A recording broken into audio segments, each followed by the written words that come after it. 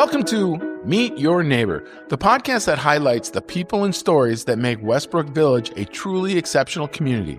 I'm your host, Steve Marilla, local realtor, neighbor, and proud member of this vibrant community.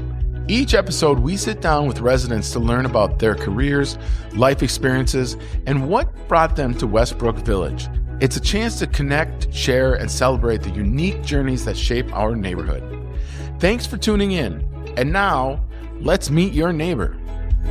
This week on Meet Your Neighbor, we're talking golf, grit, and going all in with Mark Crouch.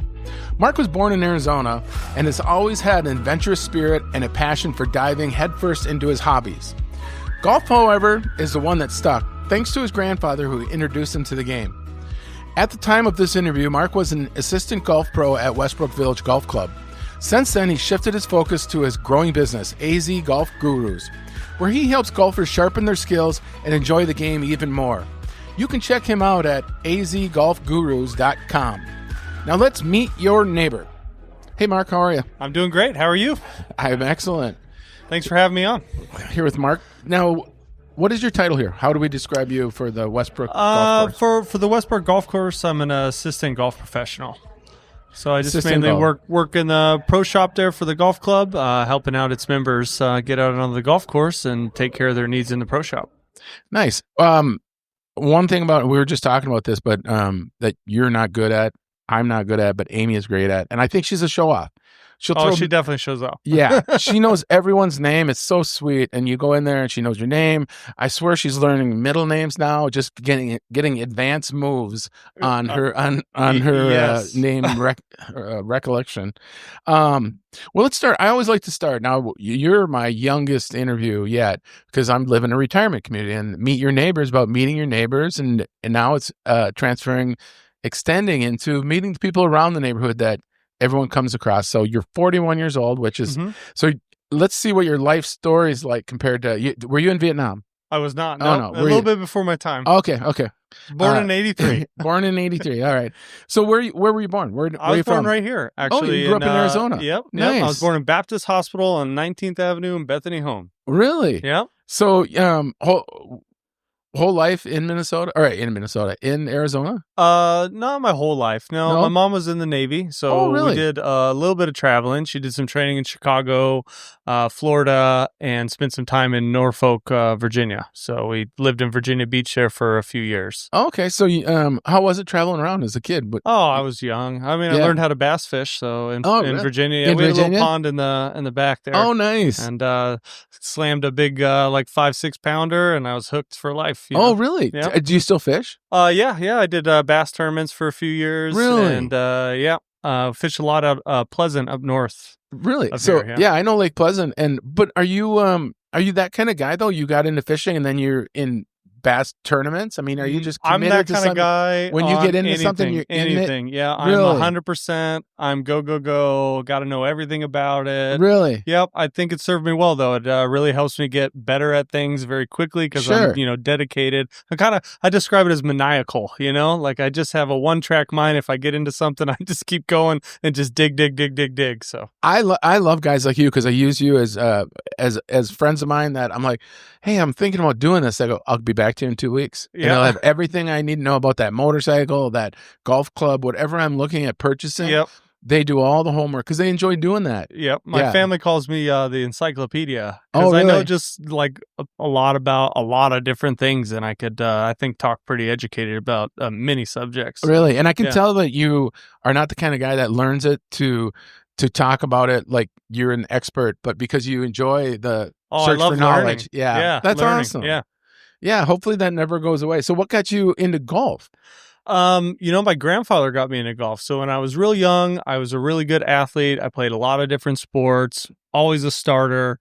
Nice. Golf was the one sport that like really challenged me. I'd hit a lot of bad shots and all of a sudden I hit a good one. And I'm like, I don't understand. I can sit here and hit free throws all day. I don't understand why I can't hit this little golf ball. And, I guess, going back to the maniacal part, I couldn't stop. When I was a kid, I'd get a little range pass. My family dropped me off at the range. I would sit there and pound balls for 5-6 hours. So was there like a breakthrough that, we all Well, I'm a golfer, and you always have a bad shot, and then you have a good shot that keeps you going. They always talk about that. Yeah. But for someone like you, that was not going to be good enough to keep you in golf. But what got you over the edge? Did you take lessons, or did you just keep studying? Yeah. No, I played in high school, so I played competitively in high school. Okay. And I just love competing. Right. And again, wasn't always the best, and I just have this drive that I want to beat somebody, you know, and so that always just kind of kept me going. You know, life throws you all kinds of different things. So several times in my life, I've spent some time away from the game. I had to sell my clubs at one point. Oh, really? Yeah. But I think like the universe sometimes intervenes, you know, and you end up back where you started. I was in sales for a really long time. Sure. And I didn't want to do sales anymore. I don't know how else to say that. You know, it's always like, I just wanted to do something that I loved to be around. Right. And so that's what brought me back to golf, because I just was always just so intrigued, and I loved being around it, and I could sit out here all day and hit golf balls. So I just wanted something I could be around and enjoy just being there. And that's what brought me back to golf as a career. So you hated sales. So yeah, I get that, because sales are not for everyone, because you have to I have to believe in what I'm selling. And I'm new to real estate, and I love it, because I'm not selling you anything. I'm helping you find your dream home, and I'm helping you sell your home. Yep. I sold a lot of things I didn't care about. Yeah. And that's not fun, because your heart's not in it. But I started with hot tubs. Oh, did you? I don't even have a hot tub. Right. You know, I could sell hot tubs, because I do believe that hot tubs, even more than saunas, are so therapeutic for your muscles. They are, so actually. I could actually get in that, but I also, hot tubs right now are $15,000. Yep. I could not. I went to buy a new one. I couldn't justify it. My dad's still in the business. Oh, is he? Yep. He sells hot springs and calderas. Oh, really? Yeah, they're pretty neat. They got a little chiller on there, so for the summertime around here, they get cold. Oh, they get cold? Yeah. Well, and plus, cold plunge is kind of the thing. Yeah, that is a thing. They're selling cold plunges over in the store now, yeah. Huh. I want to go back to when you sold your clubs. What was going on in your life at that point? Oh, I mean, you just lots of were you starting a family? No, yeah, I was starting a family. Yep. Things didn't work out with the missus. Okay. And, I don't want to get too deep. You go as deep as you want. No, it's fine. We ended up not being together. She ended up with all the things. So I'll just leave it at that. And didn't have anything, but I had our son. So nice. I needed diapers, actually. Right. So yeah. I found some guy on Craigslist to buy my really nice Titleist irons and my bag of clubs for like $100, which that was way under price, but I really needed the diapers. But you needed the money. Yep. So at the time, I was working like B2B sales, doing like business consulting and copy machines, that kind of stuff. And I walked in, was waiting for an appointment, and I walked into Vans probably 4 months after I sold the clubs, and there was a set of irons there for $99. They were McGregor V-Foil 590s. I'll remember. I still have them. Really? Yeah. Oh, yeah. And were they decent clubs? They were very nice clubs, forged clubs, and so I was like, like I said, sometimes the universe just intervenes, you know. And it was like, okay, this is I'm not gonna find another set of clubs this nice for $100. Right. I'm gonna buy these. You know, something's telling me I should be around this game. You know?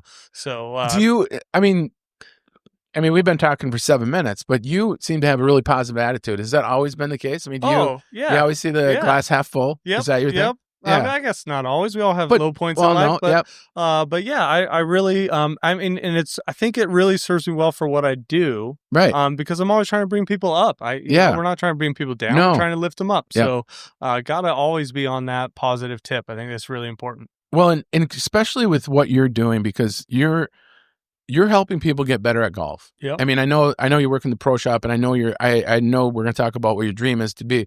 You know, you'd love to be teaching pros, you know, professional golf. Yep.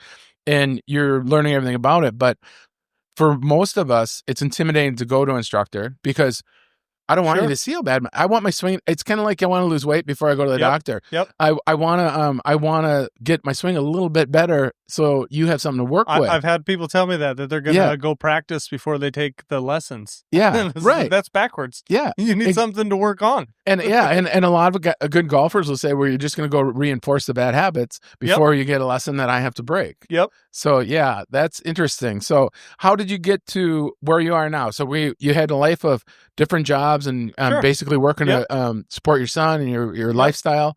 And then you got back into golf. Yep. I was selling hot tubs. I was running a store up in Tolson, and I was sitting in there, and I went about 3 weeks without seeing anybody in the store.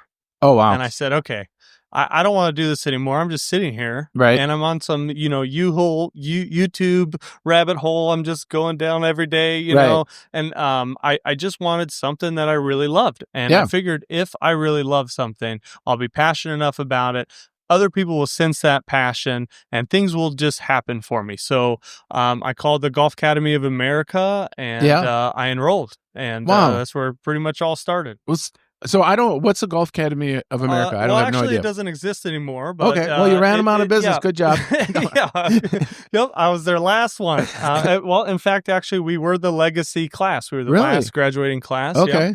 Yep. They were a golf school, college, university. You get a associates in business management. Sure. And it was all modeled after the PGA program. Okay. Their original idea when they started was it would be a feeder into the PGA. Everybody would come to this and then they would leave with their PGA membership, but the PGA never kind of got on board. Okay. Yeah. I mean, a little misleading on what they told us to get us there. So now I am going back through the PGA program, but it's really easy because I've already done it once. Sure. Right. Oh, so now you're currently going through the PGA program? Yeah, I'm going through the PGA program to get my Class A, yeah. Oh, okay. A little story. I don't remember the guy's name, but I was sitting a year ago.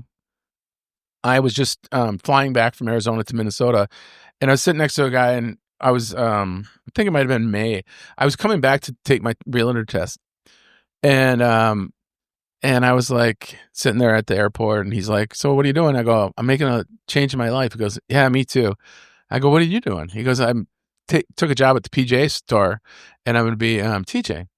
And he gave me his card, and he says, "If you ever need a lesson, come to me." And I looked him up. He was a long drive. Long drive competitor. Yeah, okay. But he's in their Hall of Fame. Oh, really? Yeah, I'll find his card and give it to you. I don't know. I don't remember his name. But I kept his card because I don't think he could help me. And I felt like if I ever went to him, it was because I'd be focusing on long driving.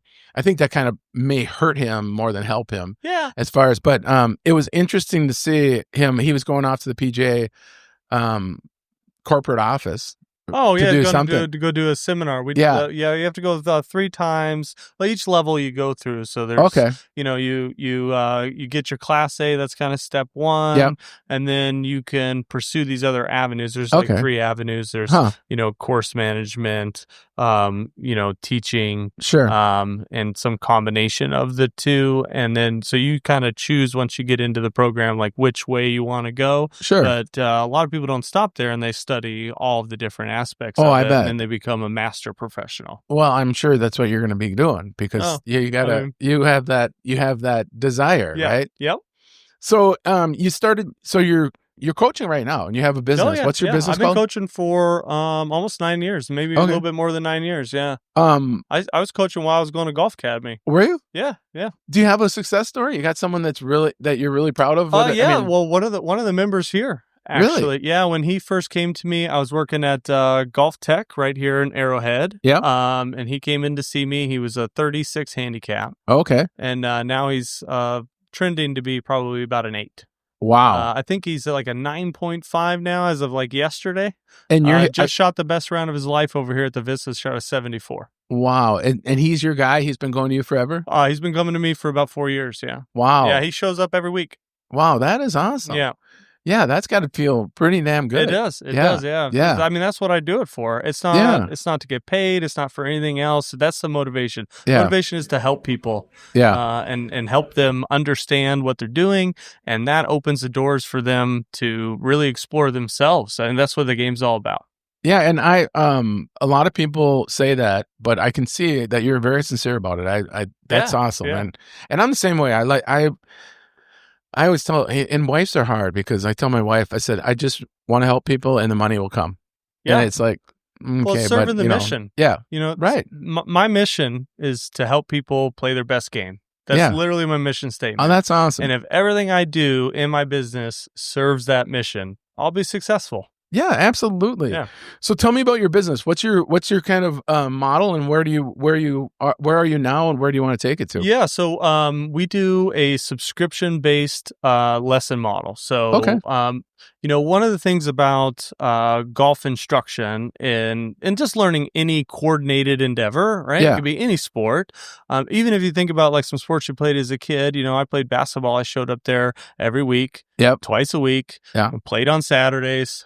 Coach was there. He had a plan for us. We were going to work on dribbling. We were going to work on passing. We are going to work on all these things that we're going to need to do when we play the game. And maybe week 2, I'm not better, but by week 16, I'm a completely different player. Right. And so I wanted something that was going to drive people to show up all the time. And that's why I kind of landed on more of a subscription model, because it's a use it or lose it.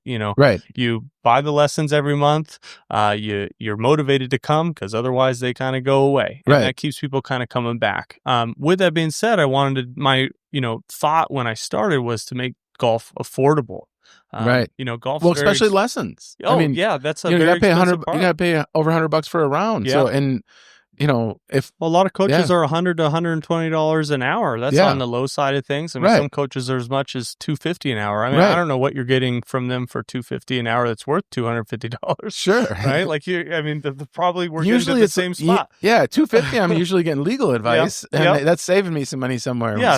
So the way I'm set up is I'm like $65 an hour when you're on subscription, and it's I think it's fair for everybody involved, and you keep showing up, and we'll go find that best game for you. What do you charge for the subscription? I start at $150. That's 2 lessons a month. Okay. And then I even have some stuff set up for couples and for individuals. So my high end for individuals, like 4 a month.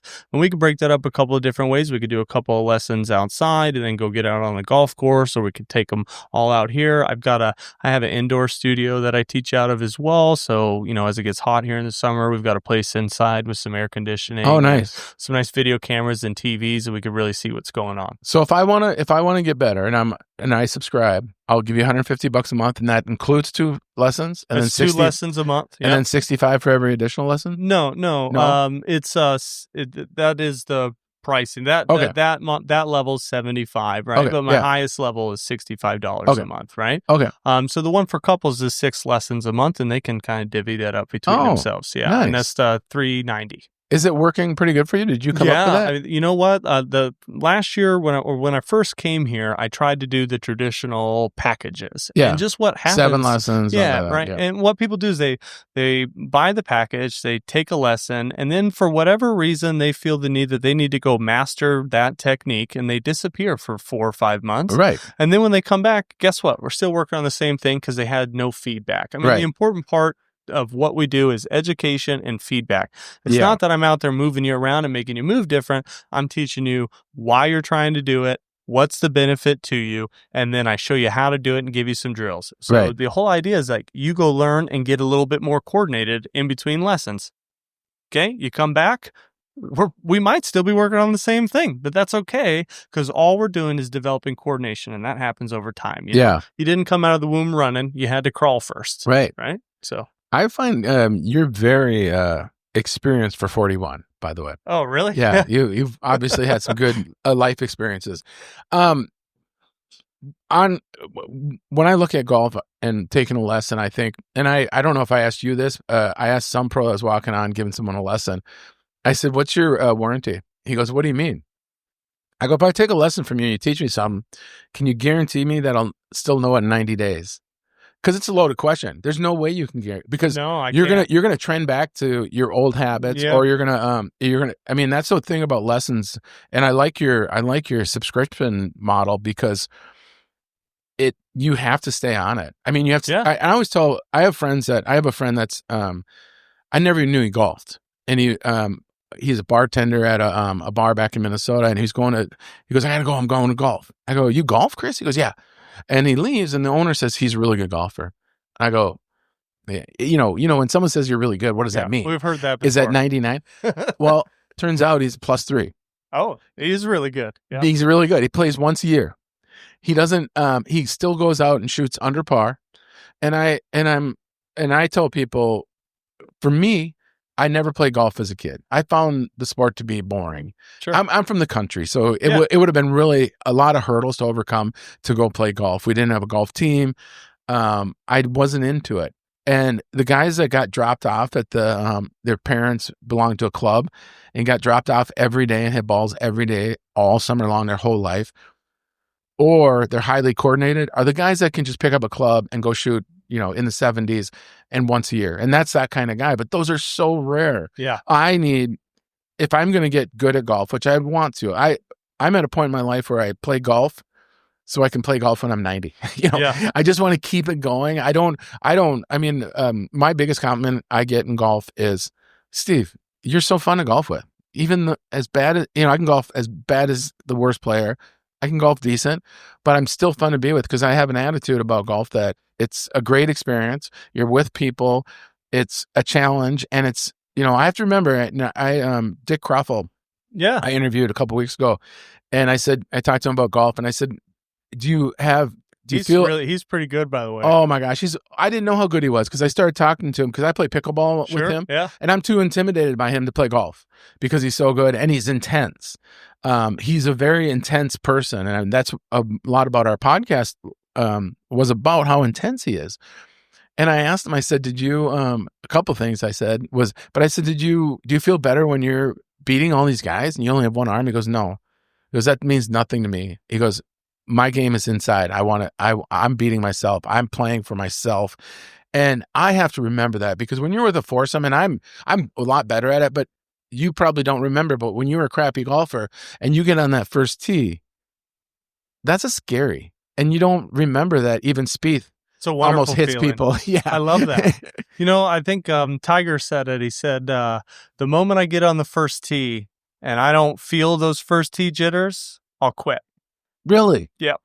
Yeah, because it means something to him. I mean, that's all that means, is that it means something to you. You're excited about it. Yes. Your brain is on fire, so to speak. It's ready to go. And that's an exciting feeling. It makes you feel alive. Right. Yeah. And it's I just want to get to the point when I hit the ball that, and I tell people, I don't need to hit it great every time. I just need to be confident enough to think I'm going to hit it great. Yeah. I don't need to, you're always going to hit bad shots. But when you walk up and you're in the ball's in the middle of the fairway and you're scared to hit it, that's not how golf should be. No. Well, I think if you think about, I like to use this analogy. I don't think Barry Bonds cared if he hit a home run to left field or right field. He just tried to get the bat on the ball. Yep. And a lot of our problems is we're really concerned with the outcome and less concerned about just being an athlete and swinging and letting the chips fall where they may. And, Sam Burns this weekend, I think it was Sam Burns, he said something really profound that I thought was really awesome. He said, a golf tournament is a book. Right. And each round is a chapter. Yeah. And each hole is a page. And we don't relive it. Every shot is a part of that story, but it's not the defining part of that story. It is just part of it. And we have to move forward. And that's the weird thing about golf is you can't be playing ahead in the future and you can't be playing in the past. It's a game of moments, and you have to be able to put yourself in the moment. And most of us are thinking about the next shot. And that's part of the problem. Is why we hit the not so great shots. Yeah. So you are explaining life. There. Yeah, golf is life. Golf is it's an examination of you and your life, and how you deal with it. I mean, my biggest issue is, being gracious with myself about my past, and giving yourself forgiveness. Oh, well, that's over. Yeah, and then not worrying about the future and living in the moment. Yeah, and I honestly, I have to tell myself over and over, enjoy this moment. Well, enjoy what you're doing. that's enjoy where this life, interview, life what is you're happening, doing. Steve. Right. Life is happening right here in the moment, right now. There's nothing else going if on. You're focused on here, you miss this moment. You have to be present.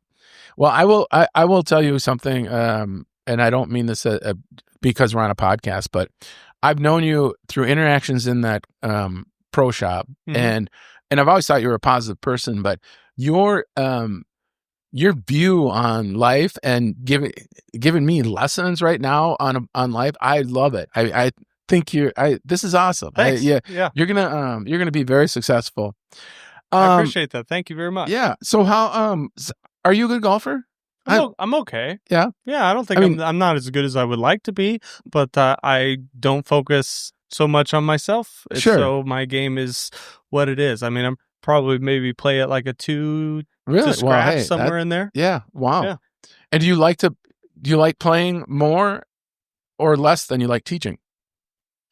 I love to play, but I really love being out on the lesson tee. Really? Yeah. I really like helping people. I mean, it's when I was working at Golf Tech, I was trying to get into management, and because I felt like that was the next step to helping people was to help coaches coach better. And I'm helping the coaches and I'm helping their students, and I just so I just really like helping people and seeing their successes. That's what brings me joy. Yeah. So, well, I believe you, man. Yeah. I think you're a very sincere guy. I really appreciate it. Well, tell me about where you're at now. And by the way, just from this conversation, I'm signing up. I'm going to take lessons. I'm going back to Minnesota next week, but I'm going to come back because I want to. Because I relate to you. I really like where you're coming from. I think it's awesome. But what do you what are you doing with your business? I want to get a little bit into that.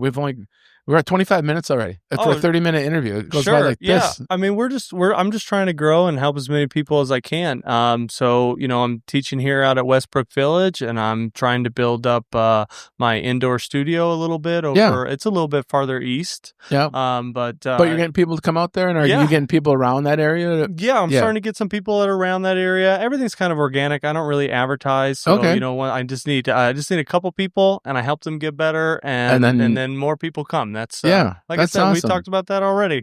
Serve the mission. And everything works out. It's like a magnetic force. So, but your shirt says AZ Golf Gurus, and that's your business? That's my business. And are you and you've got a bunch of tools and stuff I saw in the with the pro shop, and just things you've come up with to help people? Yeah, I make some little training aids, just some things that I think can help people. So I've got a plane trainer. It's a little block, and it's got all these different angles you can use to set up your alignment rods. Sure. Do all kinds of different kind of drills with that. And then I have a little putting tutor that's great. It's got a little gate, make sure the putter's in there, getting in there straight, and the ball rolls straight, and a little ball gate at the end, and just feedback is the key to getting better. So all of the tools and all the lessons and everything that I try to give people involves feedback. At the last 15 minutes, we often stop and we talk and we say, hey, here's what we were working on today. We were working on path, for instance. Right. Here's how you're going to go about working about path. Here's a couple of drills. You can use this. You can use these alignment rods. You can do this at home. What you need to do is 10 minutes a day. It's not a lot. It's just consistency is showing up. It's like, going to the gym. Yeah. I don't become Arnold Schwarzenegger by going to the gym once a month. I better show up 6 times a week. Right. Yeah. So that's kind of the idea, and I want to give you the tools for the feedback. So in my studio, there's video cameras that we can see what's going on. I can compare you to what a pro's doing. I've got a launch monitor in there that reinforces that information that we're seeing on the camera. Sure. And then we can see improvement. And when I'm outside, I use an iPad so we can use the video the same. Nice. And I think that feedback's really important. Although out here in the summertime when it's 100 and whatever, my iPad tends to malfunction a little bit, so I use it less. Right. But the idea is feedback. That's the idea. Well, I'm gonna join. You sold me on it. I got one last question. Yeah. Is Westbrook? I think I live here, and I think it's a very unique community, especially for where it's located. Yeah. I mean, we have access to everything. So what do you, I mean, you obviously work here. What do you like and what do you don't like? Or maybe there's not a don't like, but what do you like about Westbrook and what do you like about the Westbrook people? Who's your favorite besides me? Denny Bruce. Denny Bruce? Denny Bruce is a character. I love He was talking supposed to to be Denny Bruce. on the interview at 2:00 today, but he canceled on me. He's too busy. Oh. But isn't he retired? I know, exactly. He's scared. That's just a little joke. That's awesome. He's quite the character. I love talking to Denny, and he shows up every day. He's just one of these guys that is here every single day. And you see a lot of those people here that are out here living their best life. Yep. I think, when I came here, Amy told me it's like a family. And I've heard that in a lot of places I've worked, we're like a family. And, you get there and it's like, yeah, okay. Not really. But truly, this is somewhat like a family. We see each other every day. Yep. We get to know everybody. And, we all work together to provide everybody the best experience out here. And it's great just to be part of the community. That's why I do what I do and why I'm here. I was when I was at Golf Tech, I was in North Scottsdale. It's not really my people. Yeah. This is my people. I'm here where I grew up. I went to Ironwood High School right down the road. Nice. I grew up in Glendale, so I'm here. I'm serving my people, and that's awesome. So, well, one last question. Have you ever seen Denny putt? I have. It's a pretty interesting putting stroke. Yeah, I was told one time I used to golf with him every Saturday, and the guy I was golfing with said, watch him putt once and then never look again. That's good advice. It's a unique putting style. So I played with Denny a few weeks ago. He's not bad. Oh well, he's not bad. He's got a great eye-hand coordination. Yep. He was a handball. I wish I was interviewing him. He was a handball player, and he's still athletic. It's pretty cool. He works out. He goes to the gym. Yep. Mobility is a use it or lose it type of thing. Absolutely. I think. And so if you don't use it, it goes away pretty quickly. I'm on the Get It Back program. So. Yeah, well, keep moving around, Steve. Yeah, for sure. Hey, well, I appreciate it. We're over 30 minutes, and you were a great interview. Hey, well, thanks. That did go by really fast. Yeah, it did. Yeah, I appreciate you having me on. Thanks very much. Thank you, man. Have a good one. Thank you for listening to the Meet Your Neighbor podcast. If you enjoyed today's conversation, be sure to subscribe so you never miss an episode. And feel free to share this podcast with your friends and fellow neighbors. Until next time, take care and keep connecting.